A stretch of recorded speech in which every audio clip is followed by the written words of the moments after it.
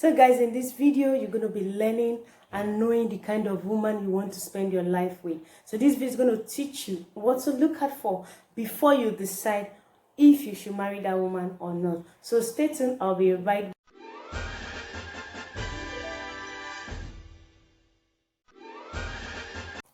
Hi guys, this is your girl Francis Wicked and welcome to my YouTube channel. So last week we talked about what a man should have before you marry him. So today, to balance it, we're going to be talking about what a woman should have before you marry her. So the first thing a woman should have before you marry her is God-fearing. Now, the same way a man who is God-fearing can stay away from the temptation of getting involved with a woman he feels attracted to him even after he's married, it's the same way a woman needs that same spirit, God-fearing spirit, a woman that references God, a woman that submits the authority of God. That's the kind of woman that, you know, when you marry such woman, you know that this person will submit to you. So yes, it's the same grace. It takes a woman with the fear of God in her that will see a man and say, oh, I like this man, but no, I'm married, I can't do anything. I'm attracted to him, yes, but I'm married. So yes, a woman who is God-fearing, a woman when you go out, you travel, you leave her in the house, you know for sure that everything the way you have left is still going to be the same way. Nothing is going to go wrong. A woman that can make decisions, a woman that can go to her other room and pray when things are not going right. Even when things are going right, you know that this woman has a plan for you and for your family. That is the kind of woman you should marry. Then another thing you should look at for a woman who is submissive to a man at all times. Now, when you're dating someone, you get to know the kind of person they are, how submissive they are. Even when you go to their house, how do they talk to their brothers, how they react to their father when he said something or something. So yes, a woman who is submissive. Submission doesn't mean slavery. Submission means respect. You respect your husband as the man of the house. Love and marriage work the same way. A man wants respect, a woman wants love. So you give and you take. So when a woman who loves you, who respects you, she will submit to you. She's not submitting to you because you are just the husband, but because it's what the Bible said, it's because what God said we should do. The same way God said a man should love his wife, the way Christ loved the church. That is the same way a woman, the Bible also said a woman should submit. So submission and marriage, and love rather, they work hand in hand. There's a moment that when they hear about submission, it makes them feel very uncomfortable. It makes them feel like you want to take their own pride as a woman. You want to take their dignity. Being submissive, like I said, is not slavery. Now, before you marry any man, you know the kind of man you want to submit to. So that's why we say it all the time.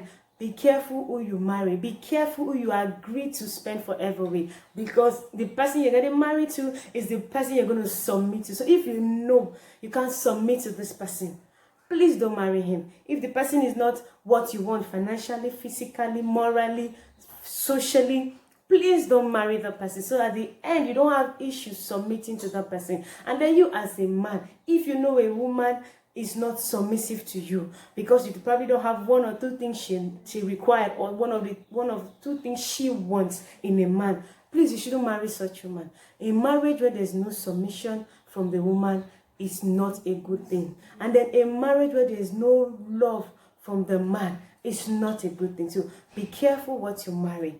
Then the third thing I want to talk about is a woman who has the spirit of sacrifice, and then she has the spirit of hospitality. You're going to marry her. She's going to marry you. You both are going to be marrying each other's family. So now, if you are marrying a woman that even to give somebody a cup of water is an issue, how do you want to deal with such a woman when you eventually marry her to your house? Then you have family. If you're the type that have family members that visit a lot, if she don't have that space for hospitality in her, it will be hard for her to respect and accommodate your family when they come around.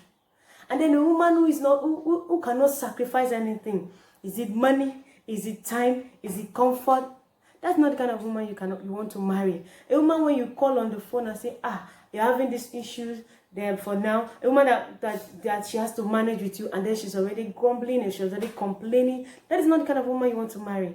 When a woman calls you and says she needs money, and you tell her, sorry, I don't have money, you expect her to understand. You expect her to understand where you're coming from. But a woman who tells you, no, you have to find that money, that's not the kind of woman you want to marry. So yes, it's important. A woman who can sacrifice. Love also comes with sacrifice. A woman who can sacrifice, you can't marry her.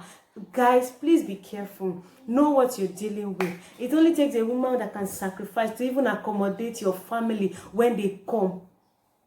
Please pay attention. If you're already dating a girl right now and you think she doesn't have these things, please start taking a step back. Start thinking of the next step. And then the last but not the least thing you should also look at for before you marry another person is somebody you are only physically attracted to. If you are marrying a girl because, she has big boobs, she has big breasts, she has big belly, she's fine, her skin, she's sexy. Marriage is more than that. You see these things, they are physical things, they are things that will fade. But you see that inner character that she has, that inner thing that she had, those are the things that we saw, that will survive, that will stand at the end of the day. So if you're marrying a girl because you are physically attracted to her, I'm sorry, that marriage is not going to last. That marriage is not going to go anywhere. So if you're looking at a lady, yes, marriage is at least 50% physical. You want to see, you want to be attracted to the person you're sleeping and waking up to. But then again, remember, after marriage, you're living with this person. So there is more to the physical part. For instance, you married her, she was slim, she was sexy, she was beautiful, big boobs and all of that. Then by the time you get married to her, and then she give birth to one child, just one child, just one. And then all the fat in her start coming out. You start wondering the stretch marks and everything. You're like, this wasn't what you get paid for, this wasn't what you get married to, but that is eventually what will happen. So you're gonna, if you love her genuinely, you're gonna look past that stretch marks. You're gonna look past that fatness and everything that comes out after giving birth. So that's what marriage is all about. So marriage is not about the physical aspect of it. All right, guys, I hope with this you have learned something. Please don't forget to like, don't forget to subscribe, and don't forget to share with your friends. Say I don't really know you that well. We can go there if you want to, but me, I don't know.